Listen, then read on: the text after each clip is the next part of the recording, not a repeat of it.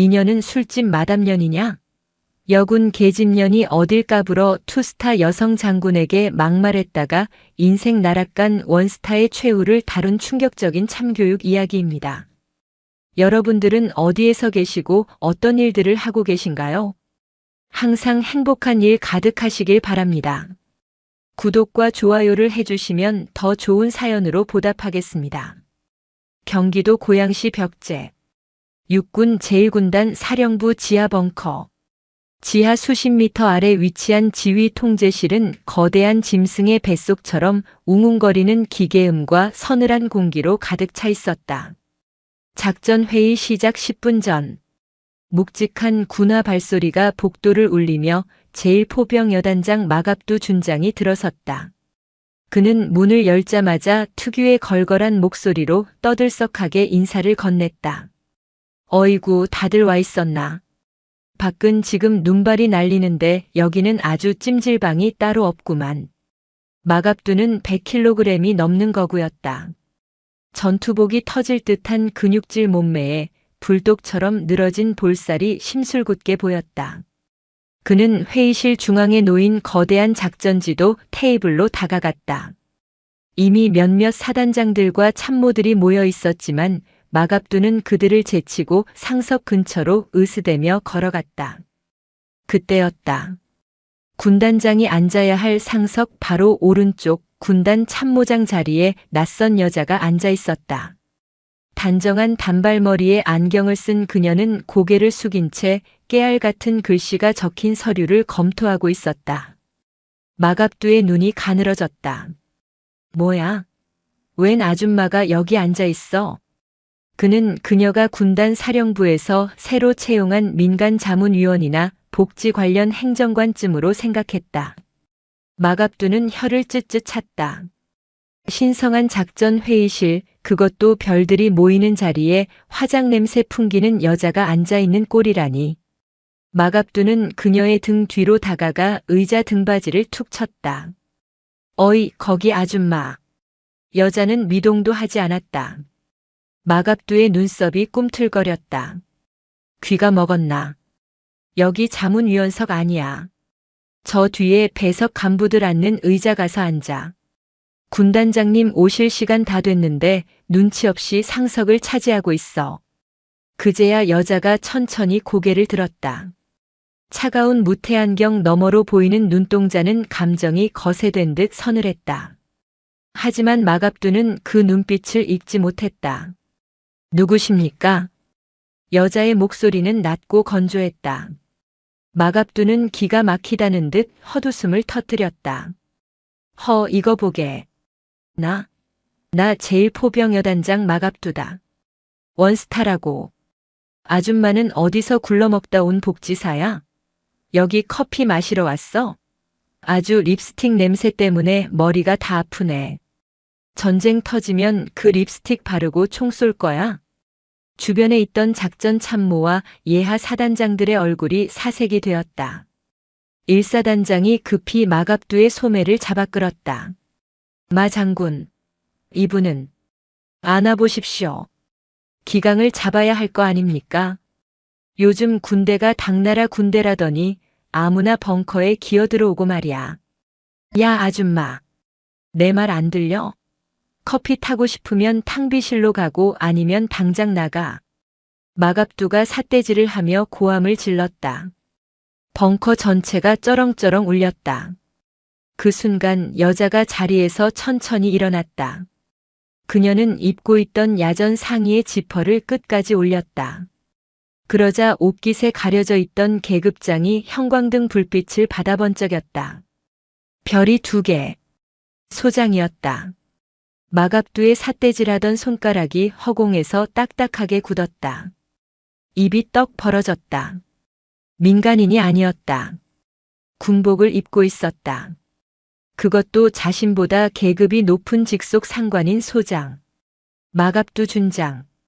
그녀 위소영 소장이 입을 열었다. 그녀의 목소리는 더 이상 건조하지 않았다.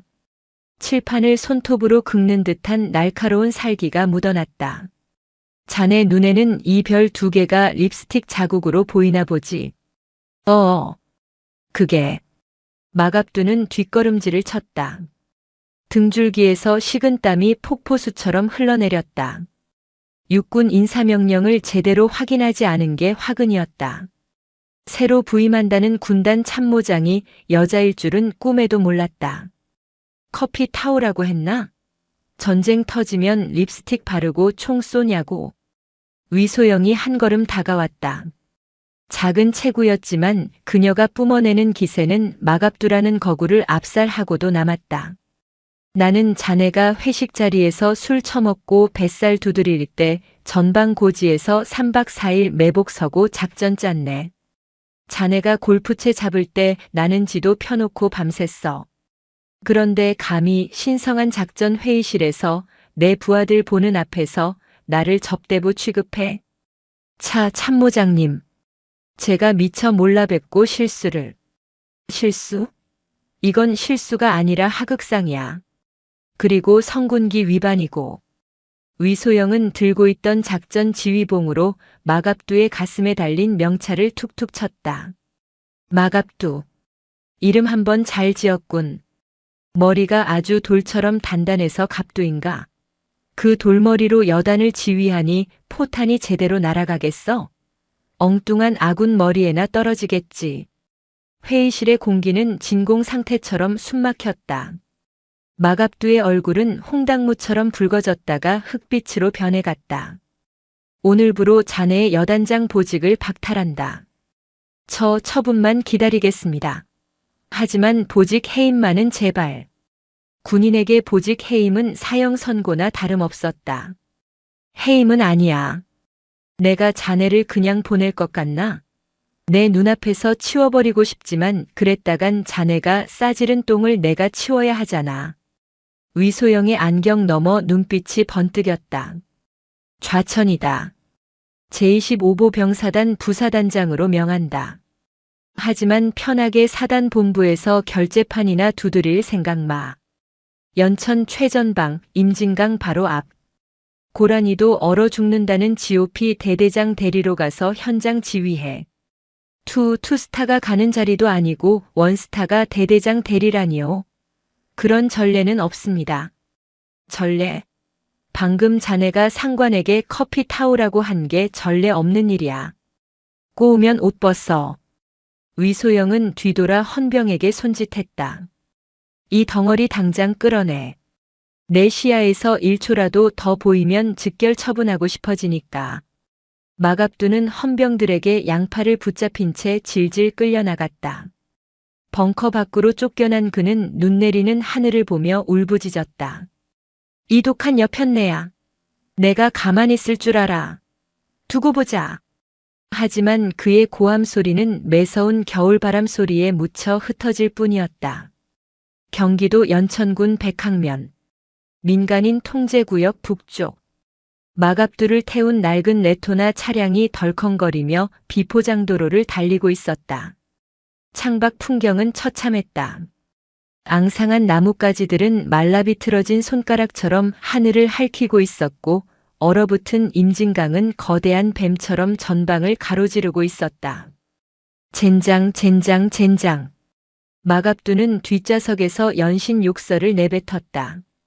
자신이 원스타 그것도 대한민국 화력을 담당하는 포병 여단장에서 일개 보병 대대급 주둔지의 관리자로 떨어지다니. 부사단장이라는 직함은 허울 뿐 실상은 위소영이 내린 유배였다. 운전병이 눈치를 보며 히터를 틀었지만 찢어진 캠퍼스 천 사이로 황소바람이 들어왔다. 야, 차가 왜 이따위야? 정비 안 해? 죄송합니다.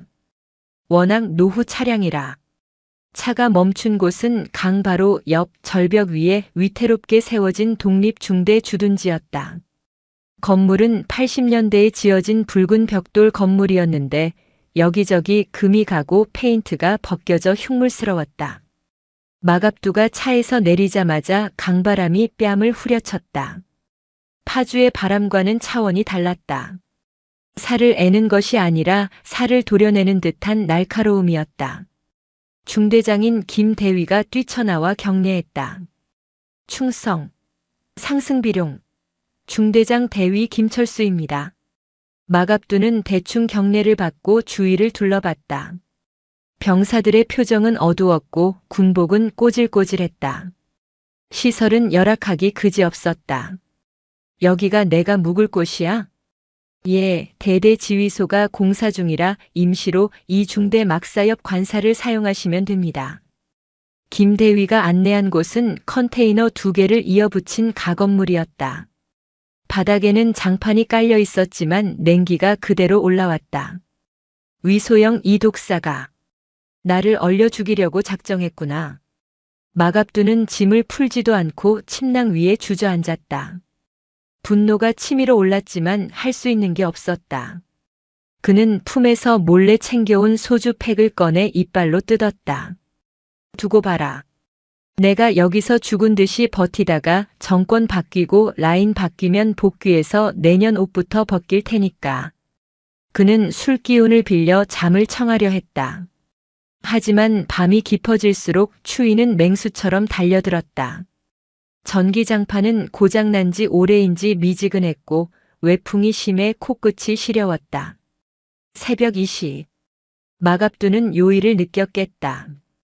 화장실은 건물 밖에 있는 재래식이었다. 투덜거리며 밖으로 나온 그는 칠흑 같은 어둠 속에서 기괴한 소리를 들었다. 콜록콜록. 끙.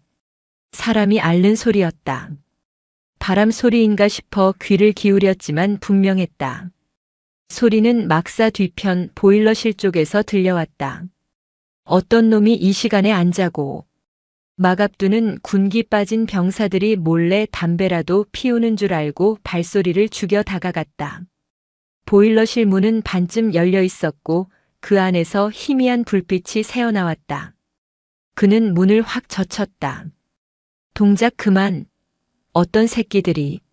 하지만 그의 고통스러운 고함은 목구멍에서 멈췄다. 그곳에는 담배를 피우는 병사는 없었다. 대신 검댕이 잔뜩 묻은 낡은 야전 상의를 입은 왜소한 병사 한 명이 쭈그리고 앉아 있었다. 병사는 고장난 보일러 기계 옆에 붙어 떨고 있었다. 조금이라도 온기를 느끼기 위해서인 듯 했다. 병사는 마갑두를 보자마자 소스라치게 놀라 일어나려 했지만 다리에 힘이 풀려 바닥으로 고꾸라졌다. 너 뭐야? 마갑두가 다가가 랜턴을 비췄다. 병사의 얼굴은 시체처럼 창백했고 입술은 보라색이었다. 이마에는 식은 땀이 흥건했다. 죄송합니다. 근무 서다가. 너무 추워서. 잠깐. 병사가 기어 들어가는 목소리로 변명했다. 하지만 마갑두의 눈에는 다른 것이 보였다. 병사의 손. 장갑도 끼지 않은 맨손이 퉁퉁 부어올라 있었다.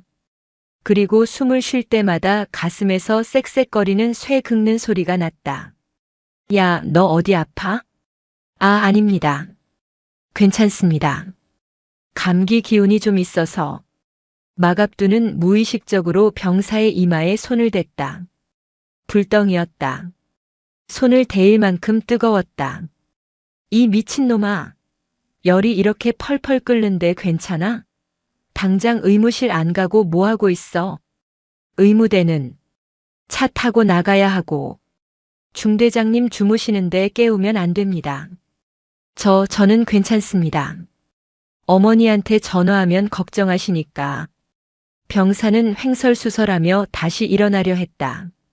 그때 병사의 낡은 전투복 주머니에서 사진 한 장이 툭 떨어졌다. 꼬깃꼬깃해진 사진 속에는 휠체어에 앉은 노파와 활짝 웃고 있는 병사의 모습이 담겨 있었다. 마갑두는 사진을 주워들었다. 그리고 다시 병사를 보았다. 이름표에 이병 오달수라고 적혀 있었다. 오달수. 이 이름 없는 병사는 자신이 아픈 것보다 자고 있는 중대장을 깨우는 것이, 그리고 고향에 있는 어머니가 걱정하는 것이 더 두려운 것이었다. 마갑두는 심장이 쿵 하고 내려앉는 것을 느꼈다. 자신이 지난 30년간 군기라고 부르며 강요했던 것들이 실은 이런 약한 아이들을 벼랑 끝으로 몰아넣고 있었던 건 아닐까? 일어나. 잘못했습니다. 바로 초소로 복귀하겠습니다. 일어나라고 이 새끼야. 마갑두가 버럭 소리를 질렀다. 오달수가 겁에 질려 몸을 움츠렸다. 마갑두는 거칠게 자신의 야전상에 별 하나가 박힌 그 두꺼운 옷을 벗었다. 그리고 오달수의 어깨에 덮어 씌웠다. 엎혀. 예. 엎이라고. 내 등짝에. 마갑두는 주저하는 오달수를 짐짝처럼 들어올려 등에 업었다. 100kg 거구의 등은 태평양처럼 넓었다. 장군님. 무겁습니다. 옷 더러워지십니다. 오달수가 울먹이며 거부하려 했지만 마갑두는 대꾸하지 않았다. 대신 그는 어둠 속을 향해 달리기 시작했다. 중대장실을 향해서가 아니었다. 위병소를 향해서였다. 위병소. 문 열어. 차 대기시켜. 새벽 3시에 연천 골짜기에 미친 멧돼지의 포효가 울려 퍼졌다. 그것은 더 이상 부하를 윽박지르는 고함이 아니었다. 살려야 한다는 본능적인 짐승의 울부짖음이었다. 마갑두가 오달수를 업고 중대 행정반으로 뛰어들자 당직 사관이 기겁하며 일어났다. 주 준장님, 무슨 일이십니까? 차 키 내놔. 1호차 키 당장 내놔. 예. 1호차는 운전병이 자고 있는데. 이 답답한 새끼야. 애가 죽어가는데 운전병 타령이야. 마갑두는 행정반 벽에 걸린 키함을 주먹으로 쳐서 유리를 깼다. 와장창 소리와 함께 파편이 튀었다. 그는 1호차 키를 낚아채고 밖으로 뛰어나갔다. 그는 오달수를 조수석에 구겨넣고 시동을 걸었다. 낡은 레토나가 굉음을 내며 출발했다. 목적지는 연천의료원. 군 병원까지 가기에는 시간이 없었다. 정신 차려. 눈 감으면 죽어. 야, 오달수. 너 엄마 생각 안 나? 엄마 보고 싶지 않아? 마갑두는 운전대를 잡은 손이 하얗게 질릴 정도로 꽉 쥐었다. 비포장도로를 질주하며 차가 요동칠 때마다 오달수의 신음소리가 커졌다. 죄송합니다. 저 때문에. 입 다물어. 죄송하면 살아서 갚아. 마갑두는 백미러로 자신의 얼굴을 보았다. 추위와 분노로 일그러진 얼굴. 하지만 그 눈에는 물기가 어려 있었다.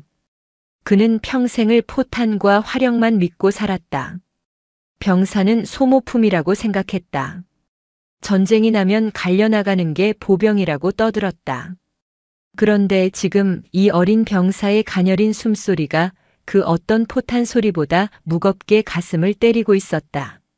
30분을 달려 읍내 응급실에 도착했다. 마갑두는 오달수를 안고 응급실 문을 발로 차고 들어갔다. 의사 나와. 사람 죽어. 당직 의사가 뛰쳐나왔다. 무슨 일입니까? 군인들이네. 폐렴 같아. 열이 안 떨어져. 숨도 제대로 못 쉬고. 의사가 급히 오달수의 상태를 살폈다. 청진기를 대고 눈동자를 확인했다. 의사의 표정이 심각해졌다. 어떻게 이 지경이 될 때까지 놔뒀습니까? 급성 폐렴에 저체온증이 겹쳤어요. 조금만 늦었으면 쇼크사할 뻔했습니다. 살릴 수 있어? 살릴 수 있냐고. 마갑두가 의사의 가운을 잡으려다 멈췄다. 제발 살려달라는 눈빛이었다. 일단 조치는 취하겠지만 영양 상태도 너무 안 좋아요. 요즘 군대 밥 잘 나온다더니 다 거짓말인가 보네. 뼈랑 가죽밖에 없어요. 의사의 말이 비수가 되어 꽂혔다. 마갑두는 오달수가 응급처치실로 들어가는 것을 보고 복도 의자에 주저앉았다. 힘이 빠져 다리가 후들거렸다. 그는 주머니에서 담배를 꺼내려다 병원이라는 것을 깨닫고 집어던졌다. 개 같은 욕설을 내뱉었지만 누구를 향한 것인지 알 수 없었다. 위소영? 아니면 국방부? 아니면 무능한 중대장? 아니, 결국은 자신이었다. 별 달고 꺼드럭거리면서 정작 내 새끼들이 굶고 어는 것도 몰랐던 자신. 1시간 뒤 의사가 나왔다. 고비는 넘겼습니다. 하지만 며칠 입원해서 치료해야 합니다. 폐에 물이 찼어요. 감사합니다. 정말 감사합니다. 마갑두는 의사에게 90도로 고개를 숙였다. 평생 누구에게도 숙여본 적 없는 고개였다. 그는 다시 차를 몰고 부대로 복귀했다. 날이 밝아오고 있었다. 부대에 도착하자 중대장 김대위가 졸린 눈을 비비며 나와 있었다. 부사단장님, 어디 다녀오십니까? 새벽에 차가 없어서 놀랐습니다. 김대위의 태평한 목소리를 듣는 순간 마갑두의 이성이 끊어졌다. 야, 예, 따라와. 마갑두는 김대위를 끌고 보일러실로 갔다. 밤새 오달수가 떨고 있던 그곳. 이거 왜 고장났어? 아, 그거 부품이 없어서 신청해놨는데 보급이 늦어져서. 상급 부대 승인이 나야 수리를 하는데 절차가 복잡해서. 절차? 쾅. 마갑두의 주먹이 보일러 탱크를 강타했다. 찌그러진 탱크에서 녹물이 흘러나왔다. 절차 따지다가 애가 죽을 뻔했어. 이 새끼야, 내 놈 방에는 전기난로 2개나 켜져 있더만. 병사들은 냉골 바닥에서 자는데 지휘관이라는 놈이 따뜻하게 처자고 있어. 아니, 저는 간부니까. 간부? 간부가 벼슬이야? 전쟁 나면 병사들이 내 총알바지야? 마갑두는 김대위의 정강이를 걷어찼다. 김대위가 비명을 지르며 쓰러졌다. 오늘부터 너 보직 해임이야. 내가 자른다. 주 준장님, 월권이십니다. 대대장 대리라고 해도 인사권은. 월권? 그래, 나 미친 멧돼지다. 월권이든 지랄이든 내가 다 책임져. 대신 너는 오늘부로 군복 벗을 준비해. 내 눈에 흙이 들어가도 너 같은 놈이 지휘관 하는 꼴은 못 보니까. 마갑두는 씩씩거리며 막사 안으로 들어갔다. 병사들이 기상점호 준비를 하고 있었다. 그들은 모두 겁에 질린 눈으로 마갑두를 쳐다봤다. 마갑두는 생활관 중앙에 섰다. 바닥은 여전히 차가웠다. 전원 집합. 병사들이 침상 끝에 도열했다. 오늘부터 일과 없다. 병사들이 웅성거렸다. 작업도 없고 훈련도 없다. 오늘부터 이 막사 뜯어 고친다. 보일러 내가 고친다. 안 되면 땔감이라도 떼서 불 지핀다. 짬밥 맛없으면 말해. 내가 읍내 가서 고기 사올 테니까. 병사들은 믿을 수 없다는 표정이었다. 저 무서운 장군이 어제만 해도 욕을 퍼붓던 사람이 왜 저러나 싶었다. 그때 한 병장이 조심스럽게 손을 들었다. 장군님, 오달수는 괜찮습니까?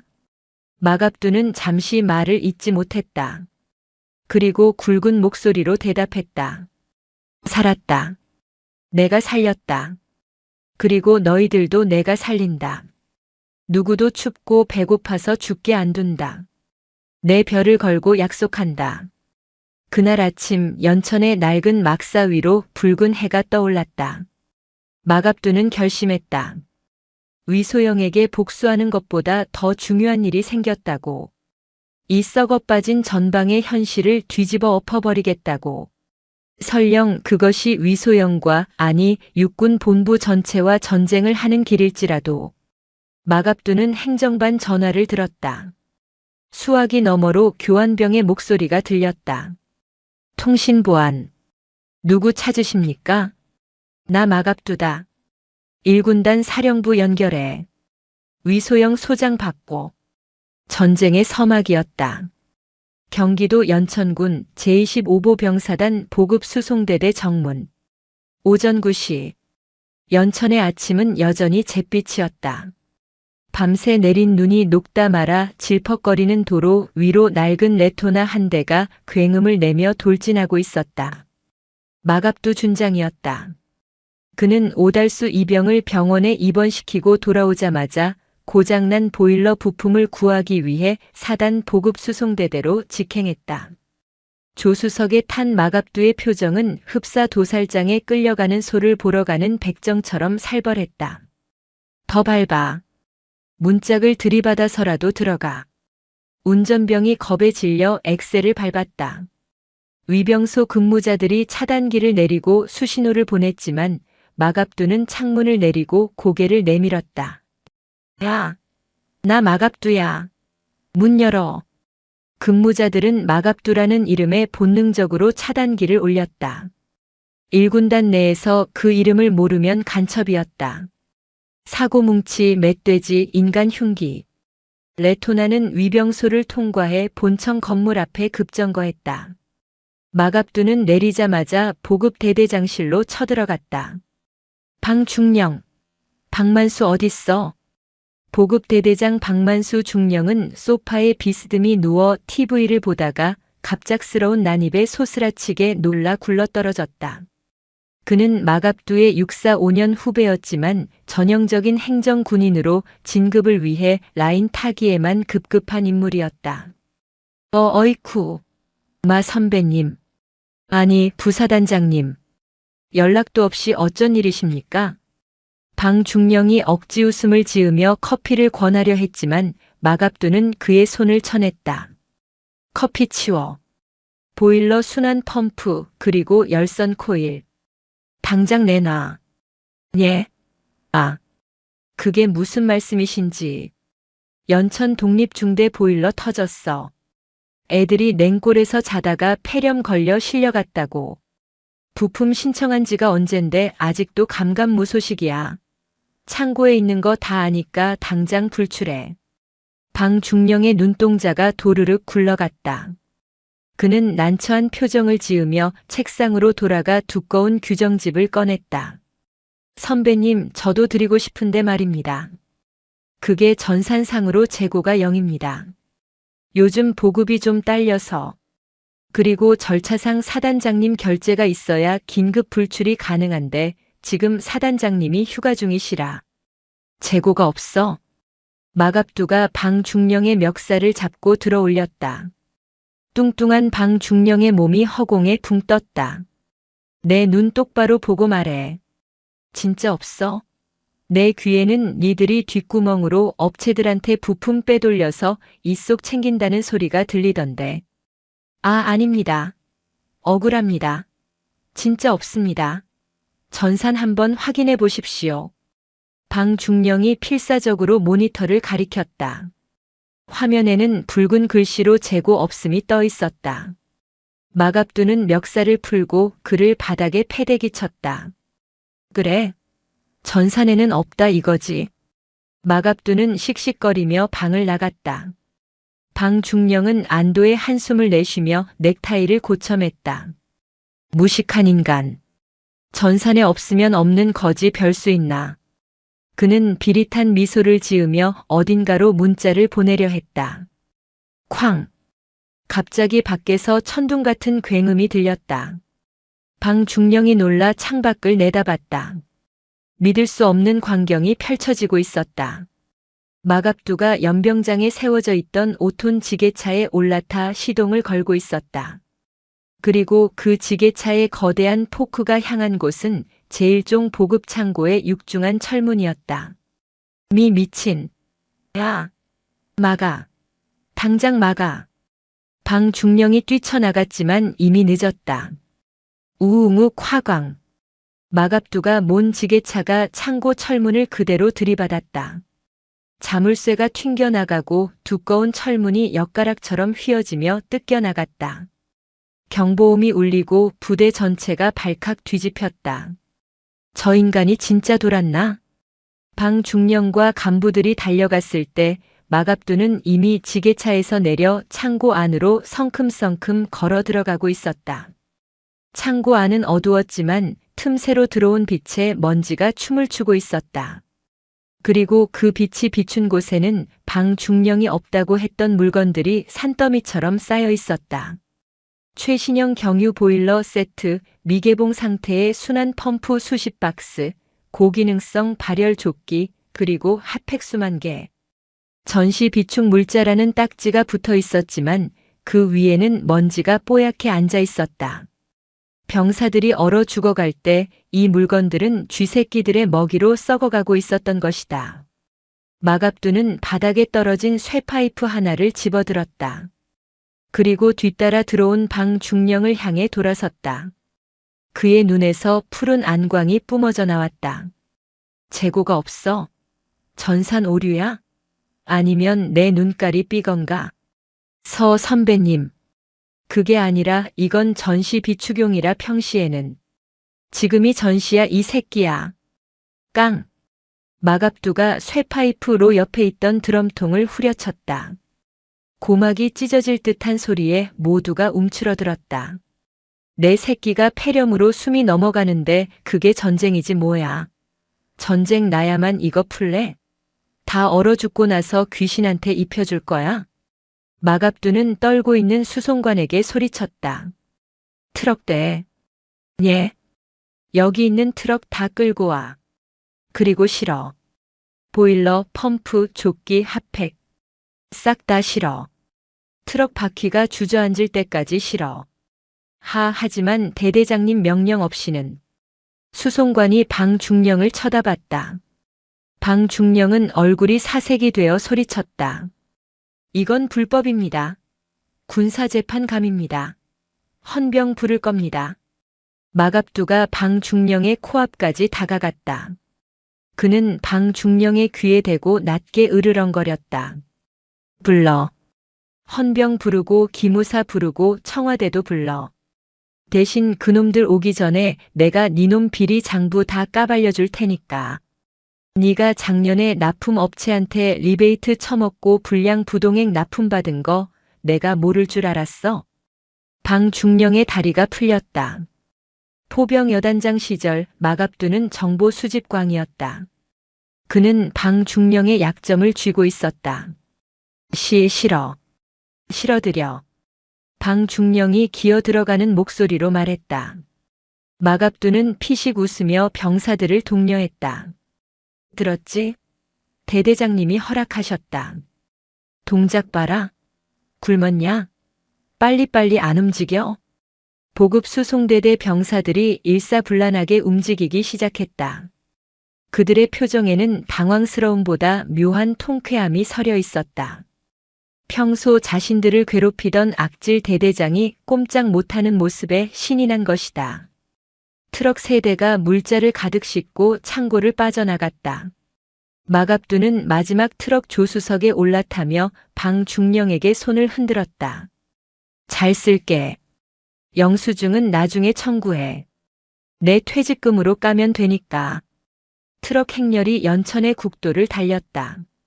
마갑두는 창문을 열고 차가운 바람을 맞았다. 가슴속에 맺혀있던 체증이 조금은 내려가는 것 같았다. 하지만 이건 시작일 뿐이었다. 보일러를 고친다고 끝날 일이 아니었다. 굶주린 배를 채워야 했다. 경기도 연천군 백항면 읍내 전통시장. 정오가 조금 지난 시간. 연천의 작은 시골 장터가 발칵 뒤집혔다. 군용 트럭에서 내린 거구의 장군이 시장통을 휘젓고 다니고 있었기 때문이다. 마갑두였다. 그는 전투복 상의를 벗어 어깨에 걸치고 러닝셔츠 바람으로 정육점 앞을 서성였다. 사장님, 여기 돼지 몇 마리나 있습니까? 정육점 주인이 눈을 동그랗게 뜨고 물었다. 예. 마리는 없고 부위별로 파는데요. 아니, 그러니까 이 가게에 있는 고기 다 합치면 몇 근이나 되냐고요. 글쎄요. 한 300근 되려나? 다 주세요. 예. 다 달라고요. 삼겹살, 목살, 앞다리살 가리지 말고 싹 다. 그리고 옆집 정육점 고기도 다 쓸어 담으세요.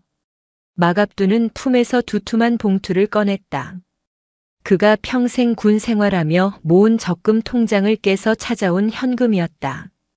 그리고 저기 채소 가게 할머니. 상추랑 마늘, 고추 있는 거 다 포장해 주세요. 두부 공장 사장님. 두부 100모, 아니 200모 따뜻한 걸로 바로 실어 주십시오.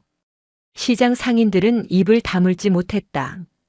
군인들이 가끔 회식 거리 사러 오는 건 봤어도 장군이 직접 와서 시장 전체를 털어가는 건 처음이었다. 장군님 잔치하십니까? 채소가게 할머니가 웃으며 물었다. 마갑두는 씩 웃으며 대답했다. 예, 잔치합니다. 내 새끼들 배에 기름칠 좀 해주려고요. 그동안 굶긴 게 미안해서. 1시간 뒤 부대 연병장. 꿈같은 냄새가 진동했다.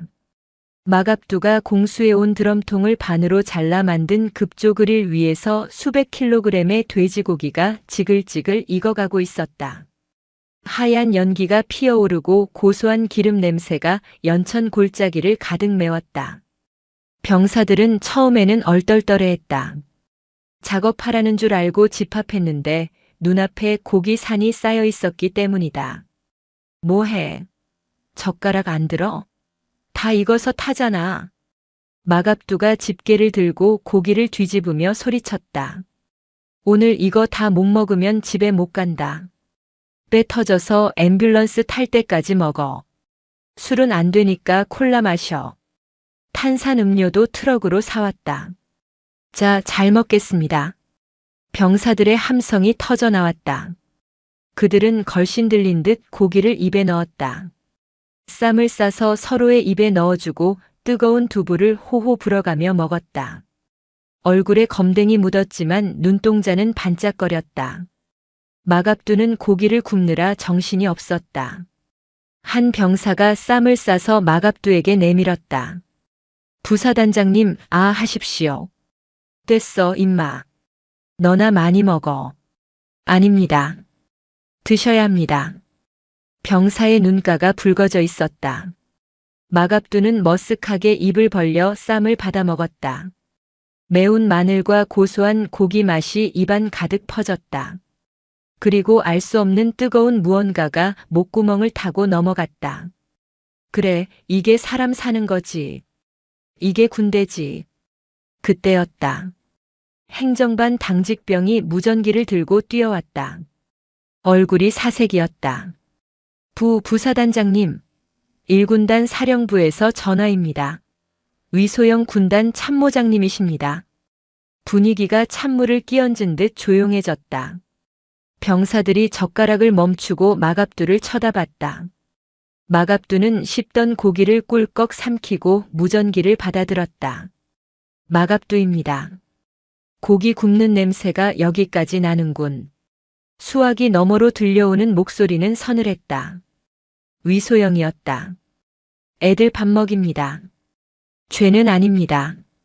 보급 수송대대 창고 문을 부수고 물자를 탈취했다지. 사단장 승인도 없이. 그리고 개인 돈을 써서 부대 식단을 임의로 변경하고. 이걸 뭐라고 부르는지 아나? 군기문란 그리고 포퓰리즘이야. 포퓰리즘? 마갑두가 콧방귀를 뀌었다. 내 새끼 밥 먹이는 게 포퓰리즘이면 니들이 따뜻한 벙커에서 회의한답시고 수십만 원짜리 도시락 까먹는 건 뭡니까? 황제 식사입니까? 말 조심해. 지금 자네에 대한 고발장이 접수됐어. 박만수 중령이 자네가 폭력을 행사하고 협박했다고 진술했네. 헌병 때 파견할 거야. 보내십시오. 헌병이 오든 기무사가 오든 상관없으니까. 그런데 참모장님. 마갑두는 고기 굽는 연기 속에서 연천의 하늘을 올려다보았다. 당신 현장 와봤어? 여기 애들이 어떤 밥을 먹고 어떤 옷을 입고 자는지 눈으로 봤냐고. 서류 쪼가리에 적힌 보급률 100% 그딴 거짓말 말고 진짜 현실을 본 적 있냐고. 궁금하면 직접 와서 보십시오. 와서 당신 눈으로 보고 그래도 내가 미친놈 같으면 그때 내 목을 치십시오. 나는 여기서 한 발자국도 안 움직일 테니까. 마갑두는 대답도 듣지 않고 무전기를 꺼버렸다. 뭐해? 고기 식는다. 먹어. 헌병 오면 내가 다 때려잡아 줄 테니까 걱정 말고 먹어. 마갑두의 외침에 다시 병사들의 환호성이 터졌다. 하지만 마갑두의 속은 타들어가고 있었다. 위소영은 빈말을 하는 여자가 아니었다. 그녀는 원칙주의자였다. 자신을 제거하기 위해 가장 합법적이고 잔인한 방법을 동원할 것이 뻔했다. 하지만 두렵지 않았다. 고기를 입에 넣고 행복해하는 병사들의 모습을 보는 순간 마갑두는 이미 마음을 굳혔다. 이 아이들의 웃음을 지키기 위해서라면 별 하나가 아니라 목숨을 내놓아도 아깝지 않다고. 고기 파티가 있은 지 사흘 뒤, 연천 지역의 기상 관측 이래 최악의 폭우가 쏟아졌다. 겨울비였다. 눈이 녹으면서 불어난 물과 하늘에서 쏟아지는 비가 합쳐져 임진강 수위가 급격히 상승했다. 밤 11시. 독립중대 막사는 비상이었다. 낡은 배수관이 역류해 연병장이 물바다가 되었고 막사 내부까지 흙탕물이 들이닥쳤다. 배수로 파. 모래주머니 더 쌓아. 마갑두는 우의도 입지 않고 빗속에서 삽질을 하고 있었다. 병사들과 함께 흙탕물을 뒤집어 쓴 채였다. 그때 경계 작전을 나갔던 소대장으로부터 무전이 터졌다.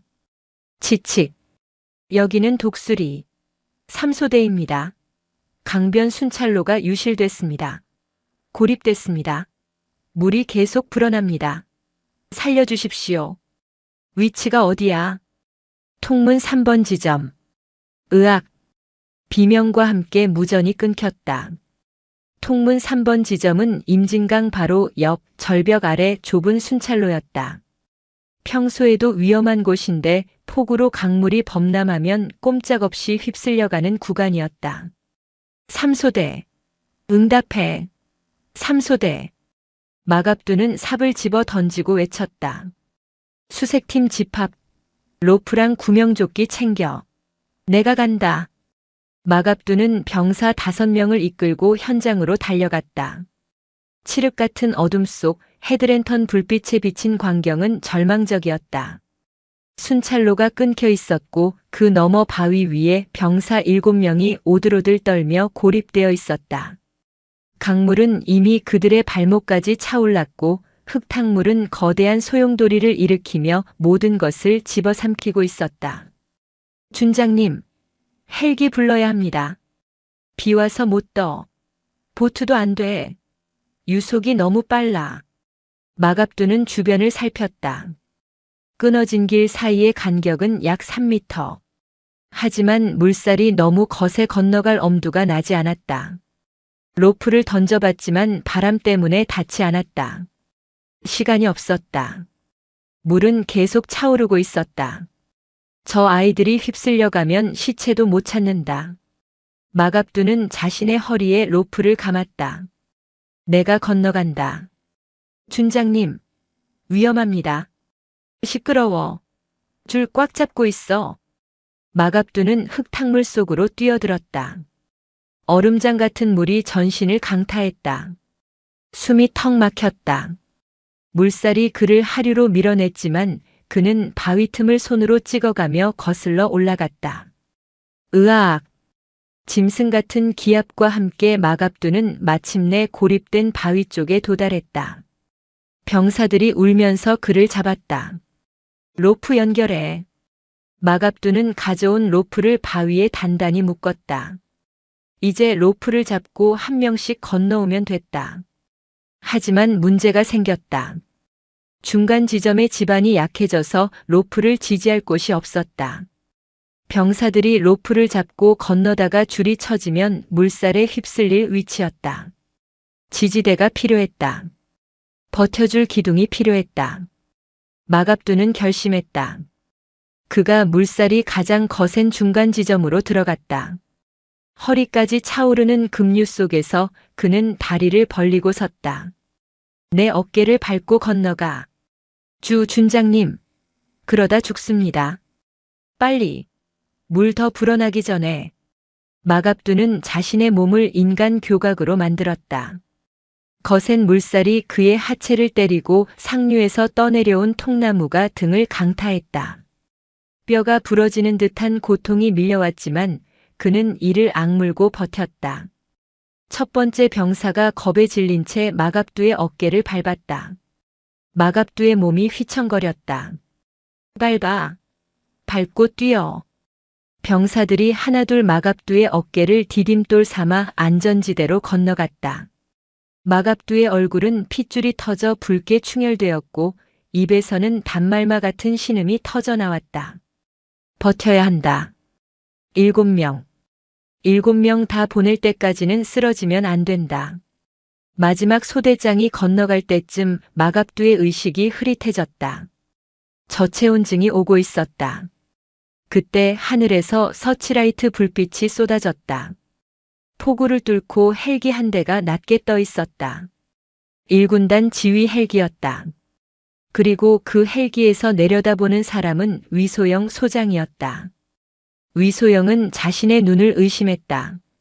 보고를 받고 징계를 내리기 위해 현장으로 날아온 그녀의 눈앞에 믿을 수 없는 광경이 펼쳐지고 있었다. 그 거만하고 뚱뚱했던 마갑두가 흙탕물 속에 뿌리 박힌 고목처럼 서 있었다. 그의 등은 멍투성이고 얼굴은 진흙범벅이었지만 그는 자신의 어깨를 내어주며 병사들을 살리고 있었다. 저 미련한 인간이. 위소영의 손이 떨렸다. 그녀는 마이크를 잡았다. 구조대 투입해. 당장. 저 사람 놓치면 다 죽어. 위소영의 다급한 명령과 함께 헬기에서 구조바구니가 내려갔다. 하지만 마갑두는 마지막 병사를 보내고 나서야 힘이 빠져 급류에 휩쓸렸다. 준장님. 병사들의 비명 속에 마갑두의 몸이 어둠 속으로 사라지려는 찰나 구조대원이 가까스로 그의 허리춤을 낚아챘다. 헬기로 끌어올려진 마갑두는 물에 빠진 생쥐꼴이었다. 그는 바닥에 누워 거칠게 숨을 몰아쉬었다. 그의 눈앞에 위소영의 얼굴이 보였다. 살아있나? 마갑두. 위소영이 물었다. 그녀의 목소리에는 더 이상 냉기가 없었다.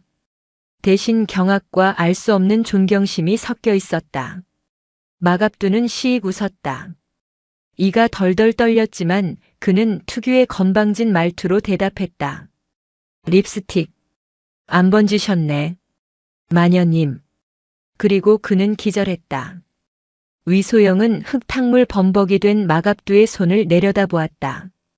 손톱이 다 빠지고 피투성이가 된 그 손이 오늘 7명의 생명을 구했다. 그녀는 조용히 자신의 야전 상의를 벗어 마갑두의 몸을 덮어주었다. 인정하지.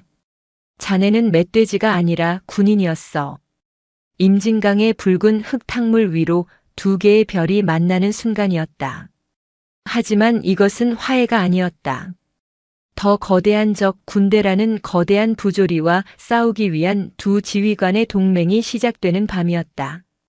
경기도 고양시 국군 고양병원 VIP 입원실. 새벽 5시. 병실 창문 너머로 붉은 해가 떠오르고 있었지만 병실 안의 공기는 차갑게 가라앉아 있었다. 링거 바늘을 팔에 꽂은 채 누워있던 마갑두가 눈을 떴다. 온몸이 두들겨 맞은 듯 욱신거렸지만 그는 거친 숨을 몰아쉬며 상체를 일으켰다. 일어났나? 멧돼지. 창가에 익숙한 실루엣이 서 있었다. 위소영 소장이었다. 그녀는 팔짱을 낀 채 창밖을 응시하고 있었다. 역광 때문에 그녀의 얼굴은 어두웠지만 안경 너머의 눈빛만은 형형하게 빛나고 있었다. 여기가 어디야? 병원이다. 자네가 물에 빠진 생쥐꼴로 실려온 지 꼬박 이틀 만에 깨어났군. 폐에 물이 차고 저체온증 쇼크까지 왔었어. 의사는 기적이라고 하더군. 마갑두는 링거줄을 거칠게 뜯어냈다. 팔뚝에서 피가 솟구쳤지만 신경 쓰지 않았다. 애들은, 내 새끼들은 어찌 됐어? 전원 생존. 자네 덕분에 털끝 하나 안 다치고 구조됐네. 마갑두는 그제야 안도의 한숨을 내쉬며 침대에 등을 기댔다. 그럼 됐어. 밥값은 했네. 밥값이라. 위소영이 침대 옆으로 다가와 의자에 앉았다. 그녀는 품에서 두툼한 서류 봉투 하나를 꺼내 마갑두의 무릎 위에 던졌다. 이게 뭡니까? 자네가 연천에서 뜯어낸 보일러 부품, 그리고 시장에서 사다 먹인 돼지고기. 그게 어디서 나왔는지 추적한 결과물이야. 마갑두가 봉투를 열었다. 그 안에는 충격적인 사진들과 장부 사본이 들어있었다. 곰팡이가 핀 사료용 돼지고기를 군남용으로 포장하는 공장 사진, 폐오일을 정제해서 보일러 등유로 납품하는 정유차 사진, 그리고 그 뒤를 봐주는 고위 장성들의 명단. 자네가 싸운 건 단순히 고장난 보일러가 아니었어. 대한민국 군수 라인을 장악하고 있는 거대한 카르텔, 일명 황금마차회야. 자네가 창고 문을 부수는 바람에 놈들의 꼬리가 밟혔지. 위소영의 목소리가 낮아졌다. 놈들이 반격을 시작했어. 자네를 군용물 절도 및 지휘권 남용으로 군사법원에 회부하라고 압박을 넣고 있어. 육군 본부 법무실장이 직접 움직이고 있다. 법무실장? 그 새님 새끼가? 그래. 그리고 더 큰 문제는 놈들이 연천 독립중대로 가는 모든 보급로를 차단했다는 거야. 지금 자네 부대는 고립됐어. 식량, 기름, 의약품. 모든 게 끊겼다. 자네가 병원에 누워있는 동안 그들은 자네 부하들을 인질로 잡고 항복을 요구하고 있어. 마갑두의 눈이 뒤집혔다. 침대 시트를 움켜쥔 손에 핏줄이 터질 듯 솟아올랐다. 에이, 개만도 못한 새끼들이. 어쩔 텐가. 여기서 얌전히 재판받고 옷 벗을 텐가 아니면. 위소영이 안경을 고쳐 썼다. 나가서 놈들의 목줄을 끊어놓을 텐가. 마갑두는 피 묻은 환자복을 벗어던지고 바닥에 놓인 자신의 흑투성이 전투복을 집어들었다. 냄새나고 찢어진 별 하나가 달린 그 전투복을. 참모장님, 말하게. 나한테 힘 좀 실어주쇼. 내가 멧돼지 짓은 잘하는데 머리 굴리는 건 젬병이라. 당신이 뒤만 봐주면 내가 아주 쑥대밭을 만들어 놓을 테니까. 위소영의 입가에 처음으로 옅은 미소가 번졌다. 차갑지만 신뢰가 담긴 미소였다. 내 권한으로 72시간. 자네의 병원 탈출을 눈감아주지. 그 안에 증거를 가져와. 놈들의 심장을 찌를 확실한 증거를. 72시간이라. 돼지 한 마리 잡는 데는 충분한 시간이구만. 마갑두는 군화를 신으며 바닥을 굴렀다. 쾅! 소리와 함께 멧돼지가 다시 우리를 탈출했다. 경기도 파주시 적성면 가막산 자락의 폐축사. 그날 밤 11시. 마갑두는 1군단 헌병대에서 빌린 사복 차량을 타고 첩보에 나온 의심 지역에 도착했다. 겉보기에는 평범한 폐축사였지만 주변에는 사설 경비업체 직원들이 삼엄하게 경계를 서고 있었다. 황금마차회의 비밀 가공 공장. 전방 부대 장병들이 먹는 고기와 김치가 만들어지는 곳이라기엔 썩은 내가 진동했다. 마갑두는 정문을 뚫고 들어가는 대신 축사 뒤편의 오물 처리장을 넘었다. 똥물이 허리까지 찼지만 그는 아랑곳하지 않았다. 임진강 흙탕물도 건넌 몸이었다. 공장 내부로 진입한 마갑두의 눈에 믿지 못할 광경이 들어왔다. 외국인 노동자들이 바닥에 굴러다니는 색이 시퍼렇게 변한 돼지고기들을 발로 밟아 핏물을 빼고 있었다. 한쪽에서는 곰팡이 핀 배추를 락스물에 담가 표백하고 있었다. 그리고 그 모든 쓰레기들이 대한민국 육군 1등급 식자재라는 박스에 담기고 있었다. 우에 비위 강한 마갑두조차 헛구역질이 올라왔다. 내 새끼들이 연천에서 그렇게 맛있게 먹던 그 고기가 이런 쓰레기였다니. 누구냐? 작업반장이 마갑두를 발견하고 소리쳤다. 쇠파이프를 든 용역 깡패 수십 명이 몰려 나왔다. 어떤 새끼가 재수없게 들어왔어? 용역 대장이 껌을 씹으며 다가왔다. 마갑두는 천천히 고개를 들었다. 오물 범벅이 된 얼굴에서 하얀 이빨만이 섬뜩하게 빛났다. 나, 대한민국 육군 준장 마갑두다. 그리고 니들은 오늘 다 죽었어. 준장? 별? 푸하. 야, 미친놈인가 보다. 묻어버려. 깡패들이 달려들었다. 마갑두는 포효했다. 그는 옆에 있던 대형 고기 분쇄기의 쇠몽둥이 같은 손잡이를 뽑아들었다. 덤벼. 이 기생충 같은 새끼들아. 그것은 싸움이 아니라 학살이었다. 30년 야전 군인의 실전 격투술과 분노가 합쳐진 마갑두는 인간 흉기 그 자체였다. 깡패들의 쇠파이프가 그의 등을 때렸지만 그는 꿈쩍도 하지 않고 주먹을 휘둘렀다. 퍽. 우지끈. 뼈가 부러지고 살이 터지는 소리가 축사를 메웠다. 10분 뒤. 수십 명의 깡패들이 바닥에 널브러져 신음하고 있었다. 마갑두는 피투성이가 된 채 공장 사무실 문을 발로 차고 들어갔다. 그곳에는 사장이라는 작자가 돈다발을 챙겨 뒷문으로 도망치려 하고 있었다. 어딜 가? 마갑두가 사장의 뒷덜미를 잡아 책상 위로 던졌다. 살려주세요. 장군님, 시키는 대로 다 하겠습니다. 돈 필요하십니까? 여기 현금 10억 있습니다. 다 가지십시오. 사장이 돈다발을 마갑두 앞에 쏟아부었다. 5만원권 뭉치가 산처럼 쌓였다. 마갑두는 그 돈을 물끄러미 바라보았다. 평생 군인 월급으로 살면서 만져보지도 못한 거금이었다. 마갑두는 피 묻은 손으로 돈다발 하나를 집어들었다. 사장의 얼굴에 화색이 돌았다. 역시 말이 통하시는군요. 이거 말고 차명 계좌에 더 있습니다. 제가 모시겠습니다. 철썩. 마갑두가 돈다발로 사장의 뺨을 후려쳤다. 사장의 입에서 피가 튀었다. 이 돈, 내 새끼들 뱃속에 들어간 썩은 고기 값이냐? 내 부하들 피고름 값이냐고. 마갑두는 라이터를 켰다. 안 됩니다. 그게 어떤 돈인데? 사장이 비명을 질렀지만 마갑두는 돈다발 더미에 불을 붙였다. 불길이 확 타올랐다. 다 타버려라. 너희들의 그 더러운 욕심까지 싹 다. 마갑두는 불타는 사무실에서 비밀 장부와 USB 하나를 챙겨 들고 밖으로 나왔다. 등 뒤에서 매캐한 연기가 피어올랐다. 새벽에 찬 공기를 들이마시며 그는 위소영에게 문자를 보냈다. 멧돼지 사냥 끝. 증거 확보. 이제 본진 털러 갑니다. 경기도 연천군 독립중대 주둔지.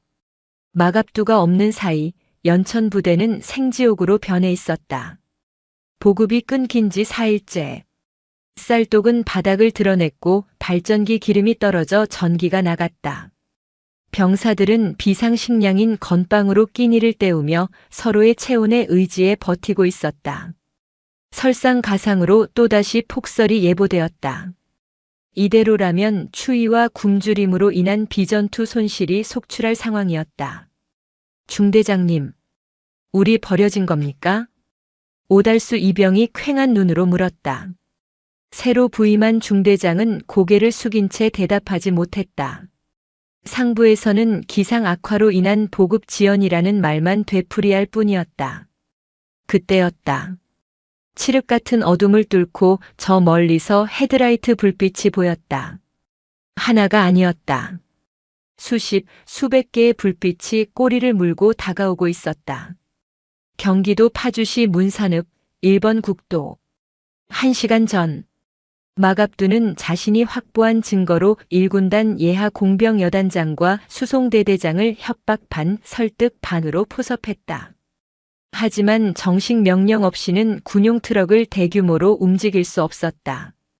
그래서 그는 또다시 미친 짓을 벌였다. 파주와 고양 일대의 민간 덤프 트럭 기사들, 그리고 전역한 예비역들을 소집한 것이다. 내 돈 주고 기름 넣을 테니까 내 새끼들 밥 좀 실어다 줍시다. 마갑두의 호소에 개성공단 화물연대 소속 기사들과 지역 예비군들이 응답했다. 덤프트럭, 굴삭기, 심지어 레미콘 차량까지 수백 대가 모였다. 트럭 적재함에는 쌀가마니, 등유통, 라면 박스가 가득 실렸다. 이른바 유령 수송 작전. 하지만 가는 길은 순탄치 않았다. 황금마차 외에 사주를 받은 헌병대가 길목을 차단하고 있었다. 정지. 여기는 통제구역이다. 허가 없는 차량은 진입할 수 없다. 임진강을 건너는 유일한 통로인 비룡대교 앞. 헌병대 장갑차 2대가 길을 막고 있었다. 헌병 중령이 확성기를 들고 소리쳤다. 마갑두 소장. 당신은 지금 수배 중이다. 당장 차에서 내려 투항하라. 선두 트럭 조수석에 앉아있던 마갑두가 무전을 잡았다. 밀어버려. 예. 장군님 장갑차입니다. 진짜 쏘면 어떡합니까? 운전대를 잡은 예비역 병장이 떨리는 목소리로 물었다. 안 쏴. 군인은 국민을 향해 총을 못 쏴. 그리고 저놈들은 군인도 아니야. 도둑놈들 개지. 밟아. 마갑두가 직접 운전석으로 넘어가 핸들을 잡았다. 그는 기어를 넣고 엑셀을 끝까지 밟았다. 25톤 덤프트럭이 괴음을 내며 장갑차를 향해 돌진했다. 미친. 피해. 헌병들이 기겁하며 길 옆으로 몸을 날렸다. 장갑차 조종수도 본능적으로 차를 틀었다. 쾅. 트럭 범퍼가 장갑차 측면을 들이받고 밀어붙였다. 길이 열렸다. 뚫어. 전 차량 돌격. 마갑두의 고함과 함께 수백 대의 민간 트럭들이 비룡대교를 건너기 시작했다. 헌병들이 뒤에서 공포탄을 쏘아댔지만 성난 황소 떼 같은 트럭 행렬을 막을 수는 없었다. 하지만 진짜 위기는 다리 건너편에 있었다. 황금마차회 놈들이 마지막 발악으로 연천으로 들어가는 산악도로에 바리케이드를 치고 대전차 지뢰 모형까지 깔아놓은 것이다. 그리고 그 앞에는 사설 용역들과 매수된 일부 부대원들이 무장하고 서 있었다. 저기만 넘으면 부대다. 마갑두가 트럭에서 내렸다. 그는 쇠파이프 하나를 질질 끌며 바리케이드 앞으로 걸어갔다. 눈발이 거세지기 시작했다. 길 비켜. 용역 대장이 비웃으며 가스총을 겨눴다. 어이 장군님. 여기서 더 가면 진짜 다칩니다. 위에서 명령이 내려왔어요. 절대 통과시키지 말라고. 위.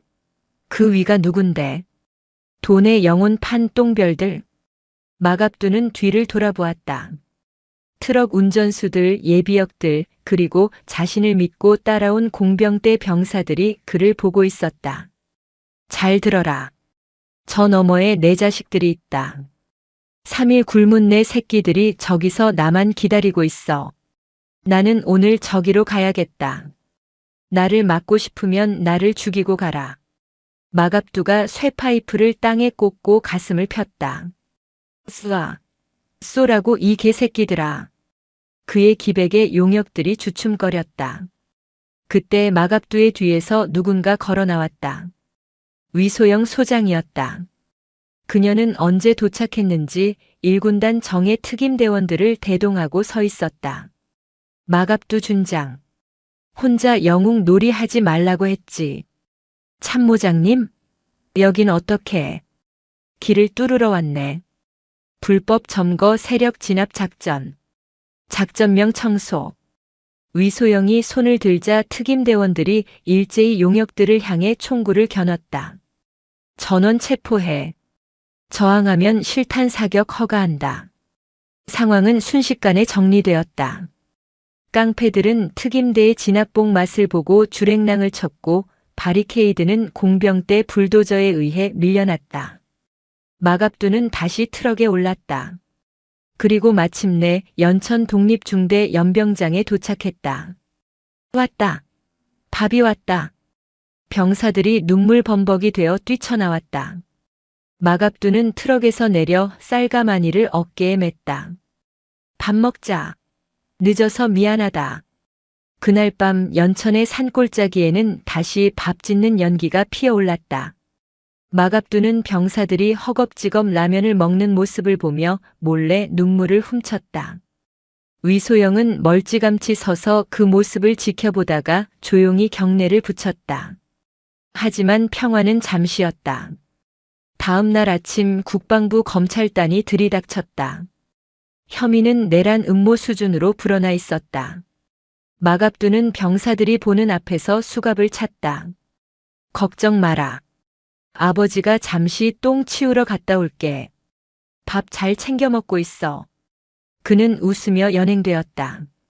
하지만 그의 주머니 속에는 황금마차회를 괴멸시킬 결정적 증거가 들어있는 USB가 여전히 숨겨져 있었다. 경기도 양주시 1군단 보통군사법원. 군사재판이 열리는 날.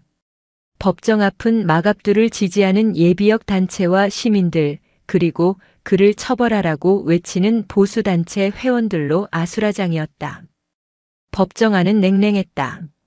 재판장은 육군 본부에서 파견된 소장급 법무관이었고 검찰관은 마갑두를 잡아넣으려고 혈안이 된 황금마차회의 하수인들이었다. 마갑두는 피고인석에 앉아 있었다. 수혜 대신 정복을 입고 있었지만 계급장은 떼어진 상태였다. 피고인 마갑두. 군용물 절도, 군무 이탈, 민간인 불법 동원, 상관 모욕. 혐의만 12가지입니다. 인정합니까? 검찰관이 다그쳤다. 마갑두는 하품을 했다. 지루하네. 서론 빼고 본론만 합시다. 그래서 나를 감방에 보내고 싶은 거요? 아니면 옷을 벗기고 싶은 거요? 태도가 불량하군요. 당신은 신성한 군의 명예를 더럽혔습니다. 명예. 마갑두가 책상을 치며 일어났다. 군인의 명예가 뭡니까? 계급장? 골프 회원권? 아니면 뒷돈 챙겨서 룸살롱 가는 거? 재판장님, 피고인을 모욕죄로 추가 기소하겠습니다. 재판장이 의사봉을 두드렸다. 피고인 자제하세요. 최후 변론 기회는 나중에 주겠습니다. 재판은 일방적으로 흘러갔다. 증인으로 나온 박만수 중령과 부패한 군수 장교들은 마갑두를 폭력적이고 정신 이상이 있는 지휘관으로 몰아갔다. 마 준장은 평소에도 내가 왕이다라는 말을 자주 했습니다. 부대 예산을 개인 쌈짓돈처럼 썼습니다. 거짓말들이 쌓여갈수록 마갑두의 표정은 차갑게 식어갔다. 변호인은 무죄를 주장했지만 역부족이었다. 검찰관 구형하세요. 피고인 마갑두에게 징역 10년 및 파면을 구형합니다. 징역 10년. 군인으로서의 삶뿐만 아니라 인간으로서의 삶도 끝장내겠다는 선고였다. 방청석에서 탄식이 흘러나왔다. 그때였다. 법정 문이 열리고 휠체어 한 대가 들어왔다. 오달수 이병이었다. 그리고 그 뒤로 김철수 대위와 연천 독립중대 병사 100여 명이 줄지어 들어왔다. 그들은 모두 정복을 입고 있었고 가슴에는 마갑두 구명이라는 리본을 달고 있었다. 누구십니까? 지금 재판 중입니다. 재판장이 소리쳤다. 오달수가 휠체어에서 힘겹게 일어났다. 그는 비틀거렸지만 똑바로 서서 재판장을 노려보았다. 증인입니다. 제 생명의 은인에 대한 증인입니다. 채택된 증인이 아닙니다. 나가세요. 못 나갑니다. 저희 중대장님, 아니 저희 아버지 이야기를 들어주십시오. 오달수가 울부짖었다. 저는 그날 밤 죽어가고 있었습니다. 춥고 배고파서 엄마 얼굴도 못 보고 죽는 줄 알았습니다. 그런데 장군님이 저를 업고 뛰셨습니다. 제 토사물이 묻은 옷을 입고 저를 살리셨습니다. 도둑질이요? 장군님이 훔친 건 저희를 죽이려던 놈들의 탐욕입니다. 병사들이 일제히 외쳤다. 마갑두 장군님은 무죄입니다. 저희를 살리신 분입니다. 법정은 순식간에 눈물바다가 되었다. 재판장의 얼굴이 곤혹스러움으로 일그러졌다. 여론이 흔들리고 있었다. 바로 그 순간 위소영 소장이 증거물 박스를 들고 검사석으로 걸어나갔다. 재판장님, 변호인 측 추가 증거 제출합니다. 위 소장, 당신이 왜 변호인 측에 진실을 밝히는 데는 피하식별이 없으니까요. 위소영은 마갑두가 파주 축사에서 가져온 USB와 장부 그리고 자신이 1군단 정보과를 통해 수집한 황금마차회의 비리 내역을 스크린에 띄웠다. 화면에 뜬 것은 충격적이었다. 이번 재판을 기획한 국방부 법무실장, 그리고 뒤에 앉아있던 군수사령관의 차명 계좌 내역이 적나라하게 드러났다. 썩은 돼지고기를 납품한 업체로부터 받은 수억 원의 리베이트 내역. 이게 뭡니까? 검찰관이 당황하여 말을 더듬었다. 당신들이 마갑두를 죽이려 했던 진짜 이유지. 이 썩은 환부가 드러날까봐. 이 재판은 마갑두를 심판하는 자리가 아니라 대한민국 군대의 썩은 살을 도려내는 수술대입니다. 위소영의 일갈에 방청석에 있던 기자들이 미친 듯이 기사를 송고하기 시작했다. 속보 마갑두 재판, 군 납품 비리 게이트로 비화 황금마차회 실체 드러나. 재판장은 망치를 떨어뜨렸다. 분위기는 완전히 반전되었다. 마갑두는 피고인석에서 일어나 병사들을 바라보았다. 오달수, 김철수, 그리고 꼬질꼬질했던 내 새끼들. 그들이 지금 가장 빛나는 정복을 입고 자신을 지켜주고 있었다. 판사 양반. 마갑두가 입을 열었다. 나는 법은 잘 모릅니다. 내가 규정을 어긴 것도 맞고 문을 부순 것도 맞습니다. 벌을 주면 달게 받겠습니다.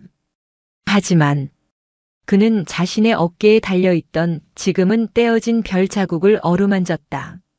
내 부하들을 살린 것은 후회하지 않습니다. 다시 그날로 돌아가도 나는 똑같이 문을 부수고 트럭을 몰 겁니다. 별은 내 어깨에 있을 때보다 저 병사들의 눈 속에 있을 때 더 빛난다는 걸 알았으니까요. 마갑두는 병사들을 향해 거수 경례를 붙였다. 고맙다. 못난 아버지 둬서 고생이 많다. 병사들이 오열하며 답례했다. 충성. 사랑합니다. 그날의 재판은 판결을 내리지 못한 채 휴정되었다. 하지만 이미 승패는 결정나 있었다. 대한민국은 마갑두라는 가장 투박하지만 가장 인간적인 장군의 탄생을 목격하고 있었다. 서울 용산구 국방부 검찰단 조사실. 마갑두의 재판이 대한민국을 뒤흔든 지 일주일 후. 황금마차회에 견고했던 성벽은 모래성처럼 무너져 내렸다. 위소영 소장이 법정에서 터뜨린 비리 장부는 핵폭탄이었다. 국민들의 분노는 청와대 청원 게시판을 마비시켰고 결국 대통령이 직접 군납 비리 성역 없는 수사를 지시했다. 그 결과는 참혹할 정도로 시원했다. 군수사령관, 국방부 법무실장, 그리고 그들의 뒤를 봐주던 오만석 의원까지.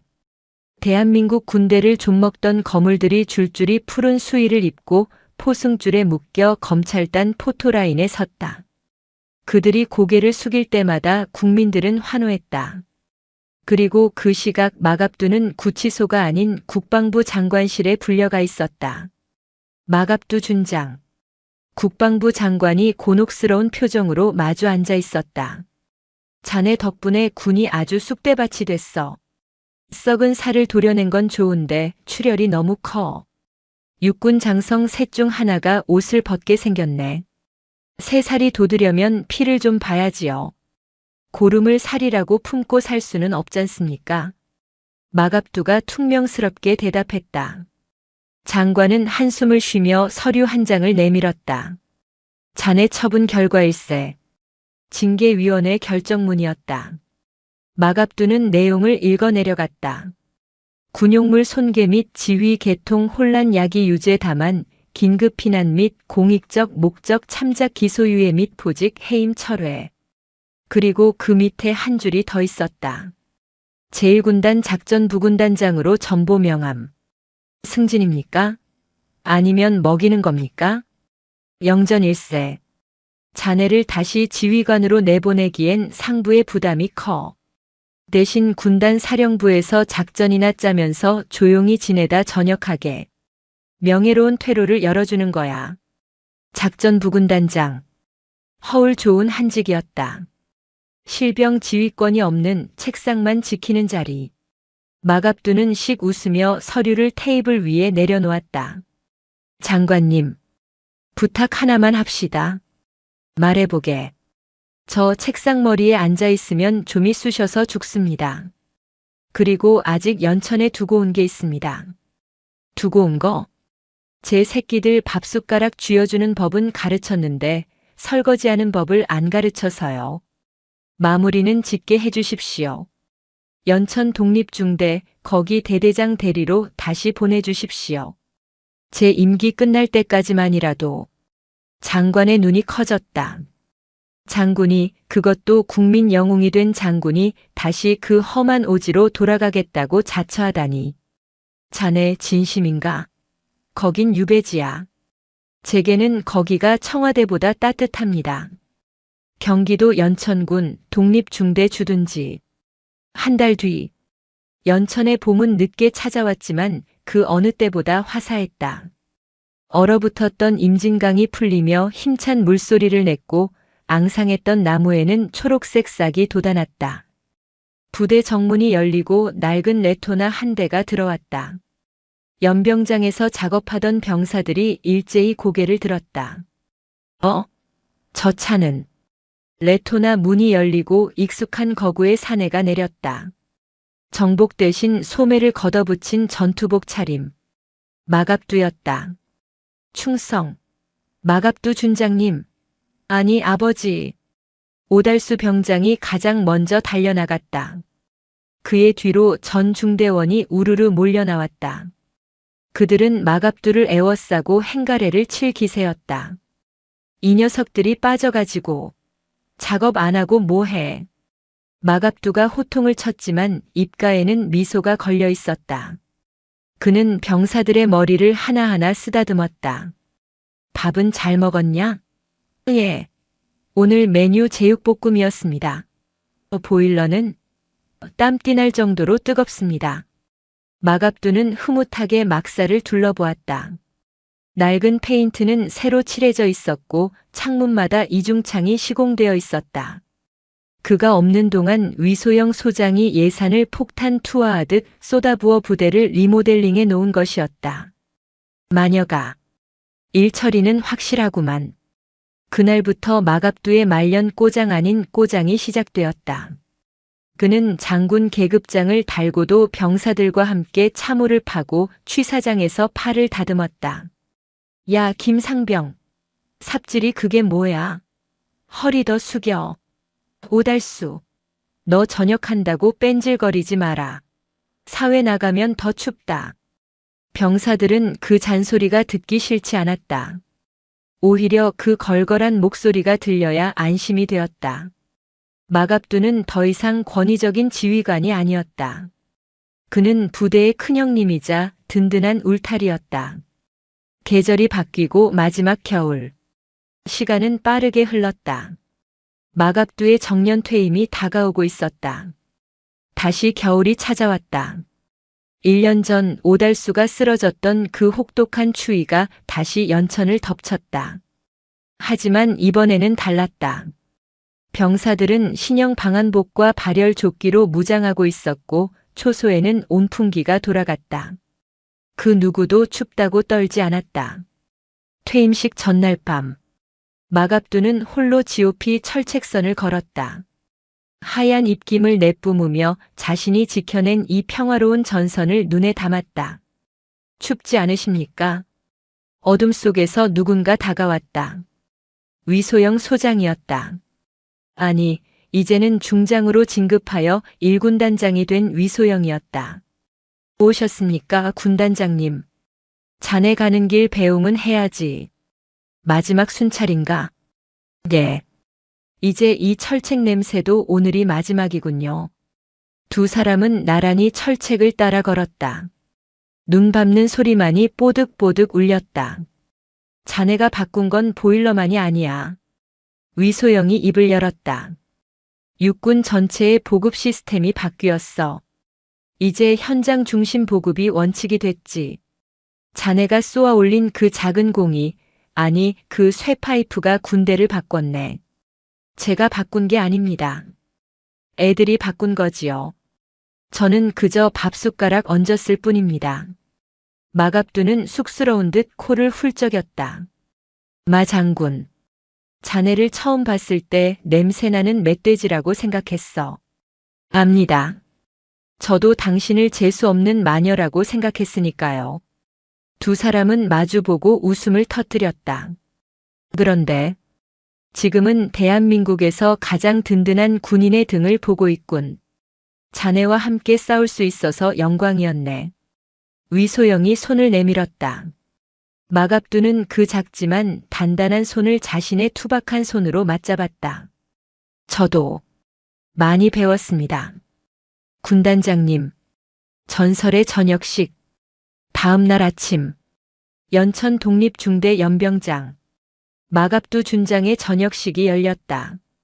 그런데 분위기가 이상했다. 보통 장군의 저녁식이라면 군단 연병장에서 화려하게 열려야 했지만 마갑두는 극구 사양하고 자신이 근무했던 이 작은 중대에서 조촐하게 하겠다고 고집했다. 단상도 없었다. 마갑두는 병사들과 같은 눈높이인 흙바닥에 섰다.